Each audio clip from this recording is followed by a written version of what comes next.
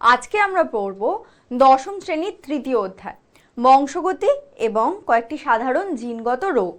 এই অধ্যায়ে আমরা পড়ব বংশগতি কি, কিভাবে সেটাকে আমরা বুঝতে পারি, কিভাবে এই বংশগতি মানুষের জীবনে বা অন্যান্য জীবের জীবনে প্রভাব বিস্তার করে।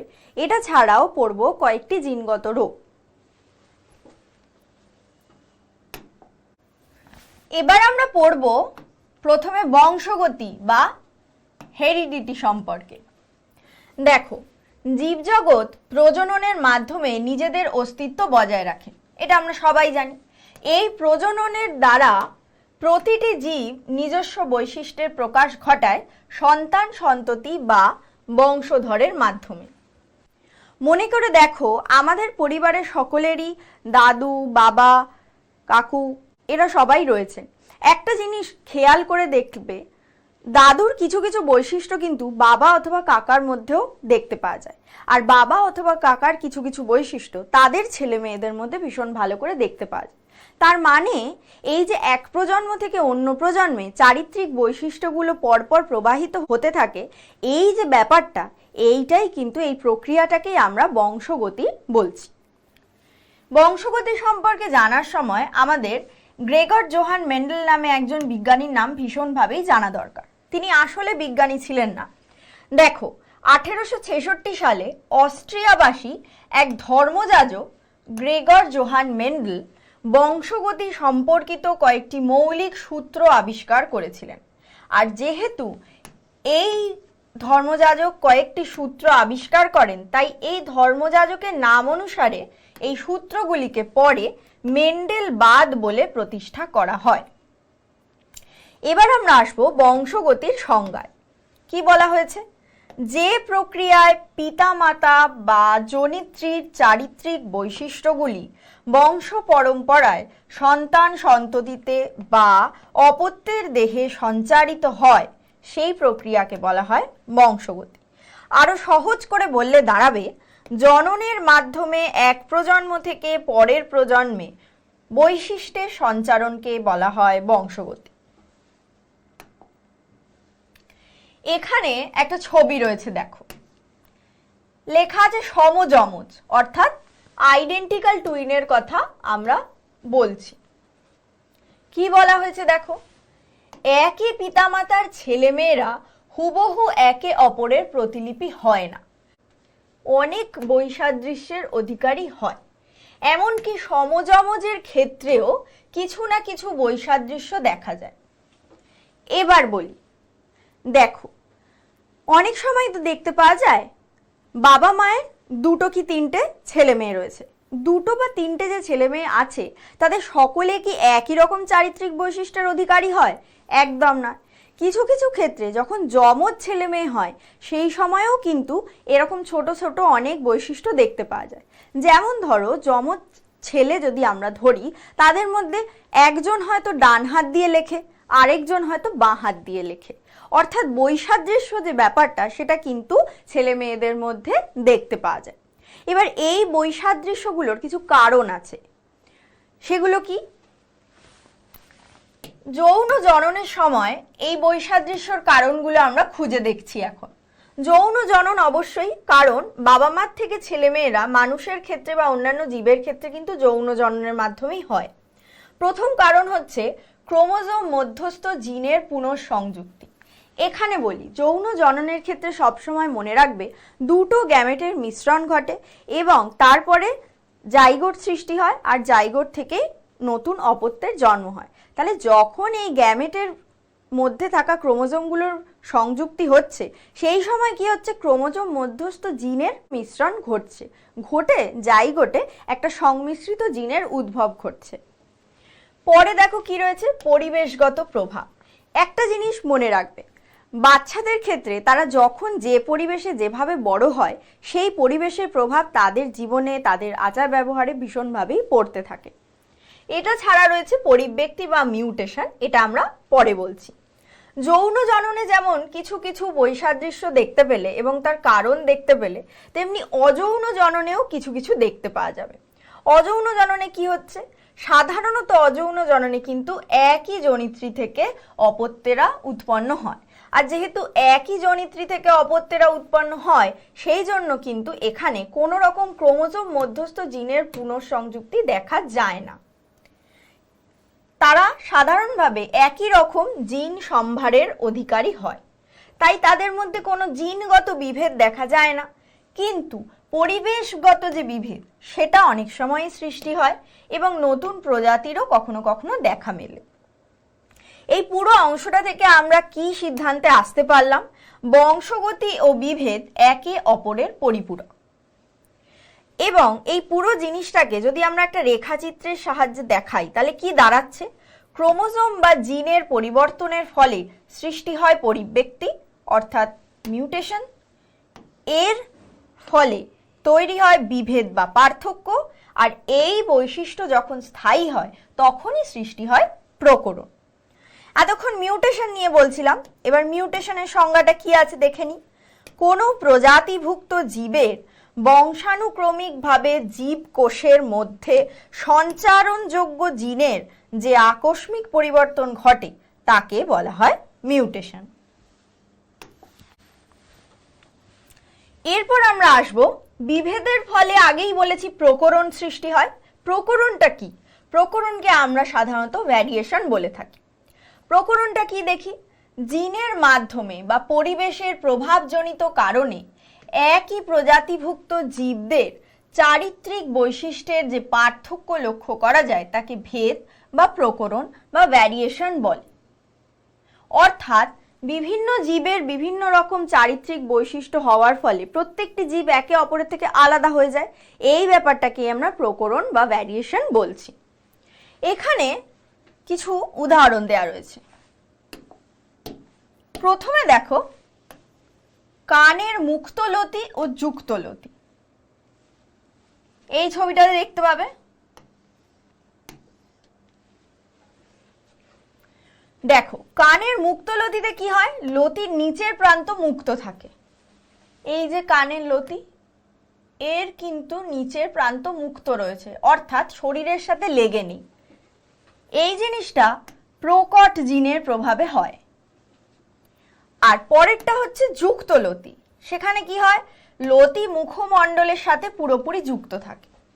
এই দেখো, লতিটা কিন্তু এখানে মুখমণ্ডলের সাথে পুরোটাই জুড়ে রয়েছে। সাধারণত এটা প্রচ্ছন্ন জিনের জন্য হয়ে থাকে। এবার দ্বিতীয় উদাহরণটা হচ্ছে রোলার জীব ও স্বাভাবিক জীব। রোলার জীবের ক্ষেত্রে কি হয়? জীবটা গোটাতে পারে। এই যে রোলার জীবের ছবি, দেখো এই যে জীবটা কিন্তু গোটাতে পারা যাচ্ছে। সাধারণত এইটা প্রকট জিনের জন্য হয়ে থাকে। দ্বিতীয়টা হচ্ছে স্বাভাবিক জীব। তাতে কি হচ্ছে? জীবটা গোটাতে পারে না। এই যে এখানে দেখো জীবটা স্বাভাবিকভাবেই রয়েছে। এটা সাধারণত প্রচ্ছন্ন জিনের জন্য হয়ে থাকে। এবার এতক্ষণ যে এত রকমের প্রকরণ, ভ্যারিয়েশন বা ভেদ দেখলাম, তার কারণ হিসেবে আমরা কিছু জিনিস পেয়েছি। কি কি? ক্রোমোজোম মধ্যস্থ জিনের পরিবর্তন, এটা আগেই বললাম। দ্বিতীয় কারণ কি? ক্রোমোজোমের দেহাংশের বিনিময়। মনে করে দেখো, আগের অধ্যায়ে কিন্তু তোমরা মিওসিস প্রক্রিয়ায় ক্রসিং ওভারের ব্যাপারটা দেখেছিলে, আর সেই সময় বুঝতে পেরেছিলে কি করে ক্রোমোজোমের দেহাংশের বিনিময় হয়। আর মনে রাখবে, ক্রোমোজোমের মধ্যে যেহেতু জিন থাকে, তাই জিনের সংযুক্তি, পরিবর্তন সবই এই সময় হয়ে থাকে। এবার বংশগতি সম্পর্কে যখন আমরা পড়ছি, তখন আমাদের বংশগতি সম্পর্কে কিছু গুরুত্বপূর্ণ শব্দ আগে থেকেই জেনে রাখতে হবে, কারণ এই পাঠে বা এই অধ্যায়ে পরবর্তী সময় এটা ভীষণভাবেই কাজে লাগে। তো প্রত্যেকটা ছোট ছোট শব্দ এখানে ভালো করে বিস্তারিতভাবে বলা আছে। এখন সেগুলো এক এক করে পড়ে নিই। প্রথম আমরা পড়ব বংশগতির একক ফ্যাক্টর অর্থাৎ জিন। Unit of inheritance.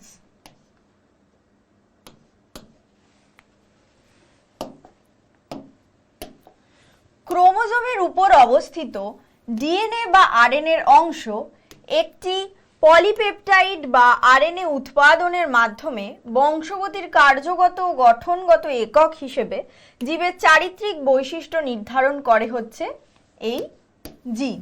এটা ছোট ছোট করে বোঝায়।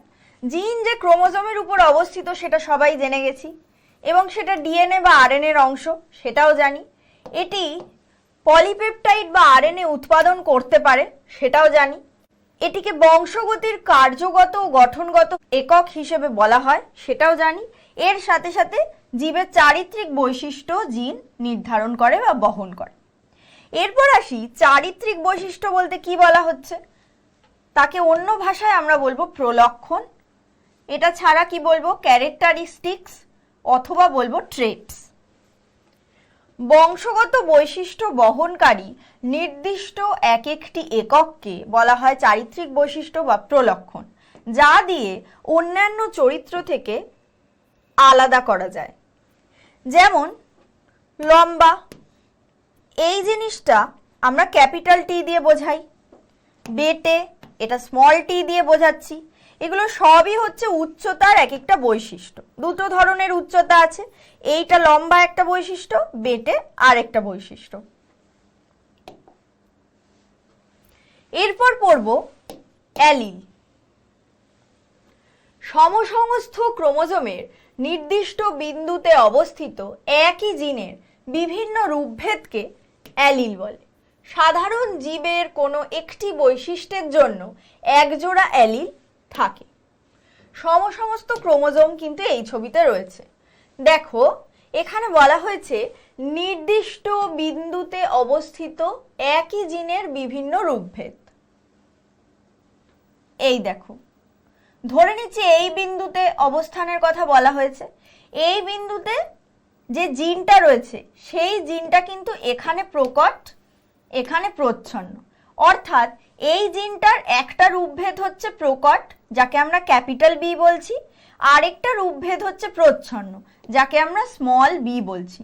এই ভিন্ন ভিন্ন দুটো রূপভেদকে এক একটা অ্যালিল বলা হয়।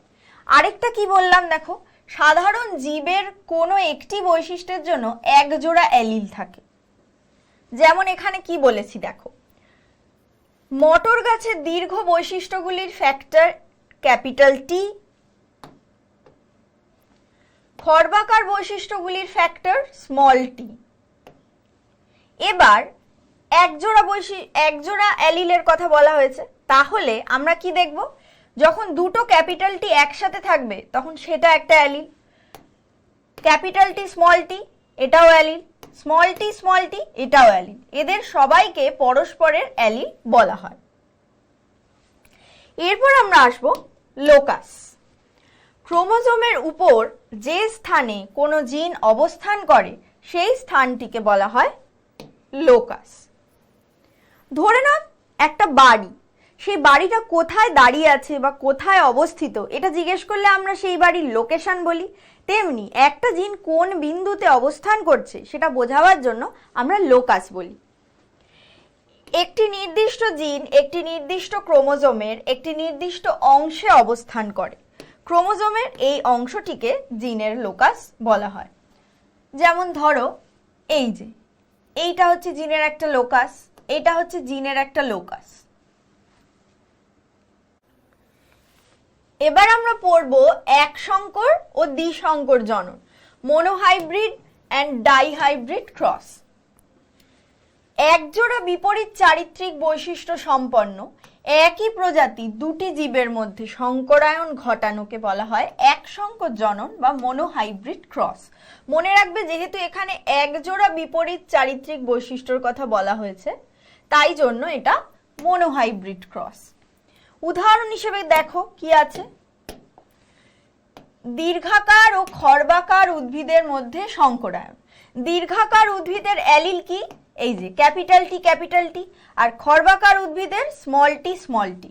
তাদের মধ্যে সংকরায়ন ঘটানোটাকে কিভাবে ডিনোট করা হচ্ছে বা কিভাবে ভাষায় প্রকাশ করা হচ্ছে, capital T cross small capital T cross small T. এরপর দুই জোড়া বিপরীত চারিত্রিক বৈশিষ্ট্য সম্পন্ন একই প্রজাতির দুটি জীবের মধ্যে সংকরায়ন ঘটানোকে বলা হয় দ্বিসংকর জনন বা ডাই হাইব্রিড ক্রস। এখানেও কি দাঁড়াচ্ছে ব্যাপারটা, দুই জোড়া বিপরীত চারিত্রিক বৈশিষ্ট্য বলেছি, তাই জন্য এটা ডাই হাইব্রিড ক্রস। এর উদাহরণ কি? হলুদ ও গোলাকার বীজ সম্পন্ন উদ্ভিদের সাথে সবুজ ও কুঞ্চিত বীজ সম্পন্ন উদ্ভিদের সংকরায়ন। এখানে হলুদ আর গোলাকার দুটো বৈশিষ্ট্য রয়েছে। এদের অ্যালিলগুলো কি হচ্ছে? ক্যাপিটাল ওয়াই হলুদের জন্য, ক্যাপিটাল আর গোলাকারের জন্য। তাহলে দুটোকে একসাথে লিখলে কি দাঁড়াচ্ছে? Capital Y capital R. এই উদ্ভিদের সাথে কার সংকরায়ন হচ্ছে? সবুজ বৈশিষ্ট্যের জন্য অ্যালিল হিসেবে রয়েছে স্মল ওয়াই আর কুঞ্চিত বীজের জন্য রয়েছে স্মল আর। তাহলে সেটা লিখলে কি দাঁড়াচ্ছে? স্মল ওয়াই স্মল আর। আর তাদের মধ্যে সংকরায়নকে আমরা একটা ক্রস চিহ্নের সাহায্যে বোঝাচ্ছি। এরপর পড়ব সমসংকর ও বিষমসংকর জীব, হোমোজাইগাস অ্যান্ড হেটেরোজাইগাস অর্গানিজম। দুটি সমসংস্থ ক্রোমোজোমে যদি কোনো একটি বৈশিষ্ট্যের জন্য সমধর্মী অ্যালিল থাকে, তবে জীবটিকে সেই বৈশিষ্ট্যের সাপেক্ষে সমসংকর জীব বা হোমোজাইগাস জীব বা বিশুদ্ধ জীব বলা হয়। এখানে দেখো, উচ্চতা সাপেক্ষে আমরা ক্যাপিটাল টি আর স্মল টি এদেরকে সমসংকর জীব বলবো, কারণ একটি বৈশিষ্ট্যের জন্য সমধর্মী অ্যালিলের কথা বলা হয়েছে। একটি বৈশিষ্ট্য এখানে কি? উচ্চতা, আর তাদের অ্যালিল সমধর্মী অ্যালিল, দুটোই ক্যাপিটাল টি দুটোই স্মল টি। এবার দুটি সমসংস্থ ক্রোমোজোমে যদি কোনো একটি বৈশিষ্ট্যের জন্য বিষমধর্মী অর্থাৎ দুটি বিপরীতধর্মী অ্যালিল থাকে, তবে জীবটিকে সেই বৈশিষ্ট্যের সাপেক্ষে বিষমসংকর বা হেটেরোজাইগাস বা সংকর জীব বলা হয়। এখানে দেখো, এখানে কি বলেছে? একটি বৈশিষ্ট্যের জন্য, সেই বৈশিষ্ট্যটা এখানে কোনটা? উচ্চতা। অথচ বলা হয়েছে বিষমধর্মী অর্থাৎ দুটি বিপরীতধর্মী অ্যালিলের কথা। এই যে একটা ক্যাপিটাল টি একটা স্মল টি, তাহলে এটা বিষমসংকর জীব হবে। এবার আমরা পড়ব বিশুদ্ধ জীব ও সংকর জীবের কথা। বিশুদ্ধ জীব পিওর অর্গানিজম, সংকর হাইব্রিড অর্গানিজম।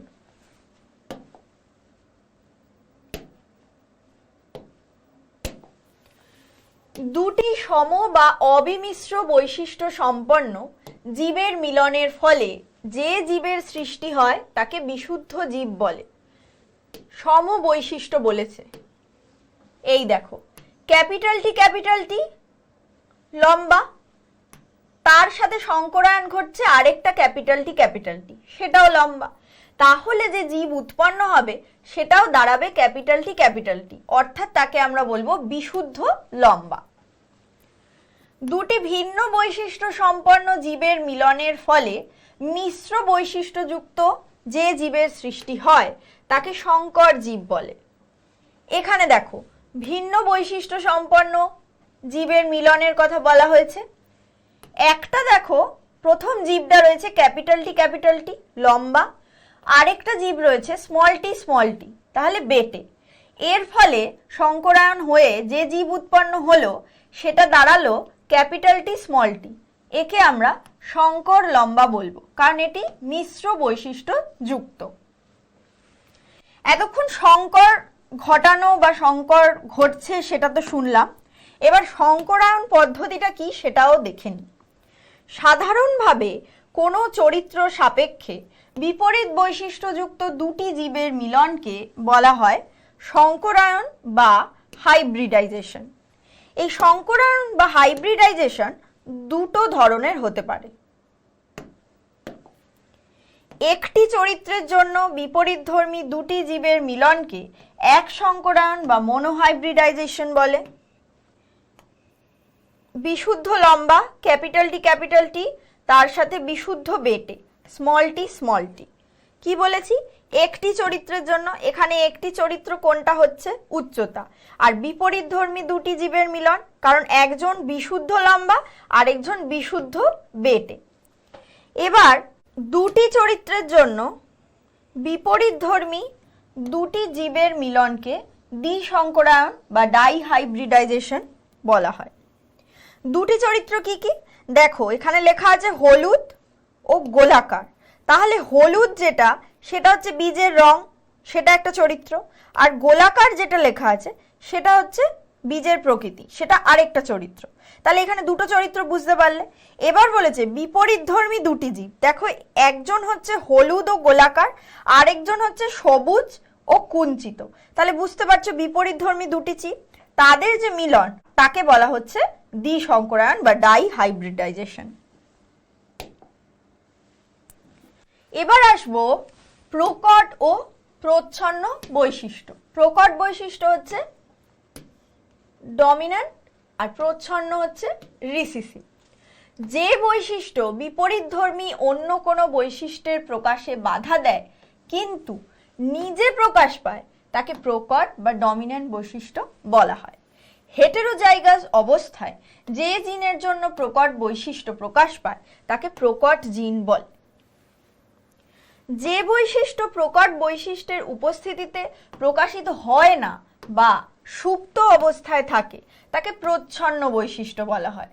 হেটেরোজাইগাস অবস্থায় যে জিনের জন্য প্রচ্ছন্ন বৈশিষ্ট্য প্রকাশিত হয় না তাকে প্রচ্ছন্ন জিন বলা হয়। এখানে দেখো ক্যাপিটাল টি স্মল টি একটা সংকর লম্বা উদ্ভিদকে নেওয়া হয়েছে, যার মধ্যে ক্যাপিটাল টি লম্বা বৈশিষ্ট্যকে বোঝাচ্ছে আর স্মল টি খর্বাকার বৈশিষ্ট্যকে বোঝাচ্ছে। এদের মধ্যে প্রকট জিন হিসেবে মনে রাখবে আমরা সবসময় ক্যাপিটাল টিকেই বলবো, আর প্রচ্ছন্ন জিন হিসেবে আমরা সবসময় স্মল টিকে বলবো। এবার পড়বো জনিত্রী জনু আর অপত্য জনু সম্পর্কে। জনিত্রী জনু হচ্ছে পেরেন্টাল জেনারেশন আর অপত্য জনু হচ্ছে ফিলিয়াল জেনারেশন, অর্থাৎ পেরেন্ট থেকে যে সমস্ত জেনারেশন আমরা পাচ্ছি। সংকরায়নের জন্য প্রাথমিকভাবে একটি জীবকে পুরুষ এবং অপর একটি জীবকে স্ত্রী হিসেবে নির্বাচিত করা হয় এবং তারপর তাদের মধ্যে সংকরায়ন ঘটানো হয়। এখানে যে সংকরায়নটা ক্রসের মাধ্যমে দেখানো হয়েছে সেখানে ধরে নিচ্ছি এই যে বিশুদ্ধ লম্বা অর্থাৎ ক্যাপিটাল টি এটা পুরুষ আর বিশুদ্ধ খর্বাকার স্মল টি এটা স্ত্রী। এই দুই পুরুষ ও স্ত্রী জীবকে জনিত্রী জনু বা পি জনু রূপে অভিহিত করা হয়। এই যে এখানে লিখেছি দেখতে পাচ্ছ, অর্থাৎ পেরেন্টাল জেনারেশন। পি জনু থেকে উৎপন্ন পরবর্তী জনুকে প্রথম অপত্য জনু বা F1 জনু বলা হয়। এই যে সংকরায়ন ঘটেছে দুটো জীবের মধ্যে, তার ফলে তৈরি হয়েছে ক্যাপিটাল টি স্মল টি সংকর লম্বা একটি জীব। এই যে দুজনের সংকরায়নের ফলে যে জীব উৎপন্ন হলো তাকে আমরা নাম দিয়েছি প্রথম অপত্য জনু বা F1 জনু। এবার অপত্য জনু বলতে কি বলছে? জনিত্রী জনুর সংকরায়নের ফলে যে সকল অপত্য জীব সৃষ্টি হয় তাদের প্রথম অপত্য জনু বলে F1 জেনারেশন, যেটা এক্ষুনি আমি বললাম। এরপর বলেছে প্রথম অপত্য জনু F1 দুটি জীবের মধ্যে মিলন ঘটে যে সকল অপত্য সৃষ্টি হয় তাদের দ্বিতীয় অপত্য জনু বা F2 জেনারেশন বলে। এই যে ক্যাপিটাল টি স্মল টি অর্থাৎ সংকর লম্বা প্রথম অপত্য জনু পেলাম, এরকমই আরেকটা ক্যাপিটাল টি স্মল টি বা সংকর লম্বা জীবকে নেওয়া হয়েছে। এবার এদের দুজনের মধ্যে সংকরায়ন ঘটানো হয়েছে, এরা হচ্ছে প্রথম অপত্য জনু। এদের দুজনের সংকরায়ন ঘটানোর ফলে এই যে 4 রকমের জীব সৃষ্টি হলো তাদেরকে আমরা বলবো দ্বিতীয় অপত্য জনু বা F2 জেনারেশন। এবার পড়ব ফিনোটাইপ ও জিনোটাইপ। কোন জীবের চারিত্রিক বৈশিষ্ট্যের বাহ্যিক প্রকাশকে ফিনোটাইপ বলা হয়, আর জীবের জিনগত সমাহারের জন্য কোন চরিত্রের প্রকাশকে জিনোটাইপ বলা হয়। আগে এই স্লাইডে এই যে প্রথম অপত্যজনু থেকে দ্বিতীয় অপত্যজনু সৃষ্টির যে পোর্শনটা দেখিয়েছি সেটাই আবার আরেকবার এখানে দেখাচ্ছি। দেখো এখানেও রয়েছে ক্যাপিটাল টি স্মল টি সংকর লম্বা, যাকে আমরা এখানে পুংগ্যামেট হিসেবে ধরছি, ক্যাপিটাল টি স্মল টি সংকর লম্বা, যাকে আমরা স্ত্রী গ্যামেট হিসেবে ধরছি। এবার এদের থেকে এই যে 4 ধরনের জীব পাচ্ছি আমরা। প্রথমটা হচ্ছে ক্যাপিটাল টি বিশুদ্ধ লম্বা, দ্বিতীয়টা সংকর লম্বা, তৃতীয়টাও সংকর লম্বা, ক্যাপিটাল টি স্মল টি আর ক্যাপিটাল টি স্মল টি, আর চতুর্থটা হচ্ছে স্মল টি, যাকে আমরা বিশুদ্ধ খর্বাকার বা বিশুদ্ধ বেটে বলছি। এই যে 4 ধরনের জীব, এদের মধ্যে থেকেই আমরা ফিনোটাইপ আর জিনোটাইপ বার করব। কিভাবে পাবো? কি বলেছি? ফিনোটাইপের ক্ষেত্রে বলেছি চারিত্রিক বৈশিষ্ট্যের বাহ্যিক প্রকাশ, অর্থাৎ বাইরে থেকে দেখে যেরকম লাগবে সেইটা। দেখো বাইরে থেকে দেখে আমরা বলতে পারি 3টে লম্বা গাছ পেয়েছি, তাহলে এই যে দেখতে পাচ্ছ, আর একটা বেটে গাছ পেয়েছি, এই যে। তাহলে ফিনোটাইপ অনুপাত হিসেবে কি হবে? 3:1। এবার যদি জিনোটাইপ হিসেবে ভেবে দেখি,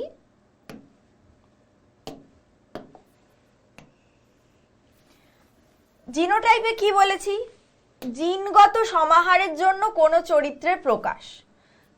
এখানে আমরা কি রকম পেয়েছি? এই যে ক্যাপিটাল টি হচ্ছে বিশুদ্ধ লম্বা, এটা এক প্রকার। ক্যাপিটাল টি স্মল টি, এটা আরেক প্রকার, অর্থাৎ দুটো সংকর লম্বা পেলাম। আরেকটা হচ্ছে স্মল টি বিশুদ্ধ বেটে। তাহলে ফিনোটাইপ অনুপাত দাঁড়ালো 3:1, আর জিনোটাইপ অনুপাত দাঁড়ালো 1:2:1। মেন্ডেল বংশগতি সম্পর্কিত কয়েকটি সূত্র আবিষ্কার করেছিলেন, যেগুলি পরে মেন্ডেল বাদ হিসেবে প্রতিষ্ঠিত হয়। তো এই যে সূত্র তিনি আবিষ্কার করেছিলেন, এই সূত্রগুলো তিনি একটা গাছের ওপর পরীক্ষা করে সেখান থেকে সিদ্ধান্ত নিয়ে আবিষ্কার করেন। সেই গাছটা ছিল মটর গাছ। তিনি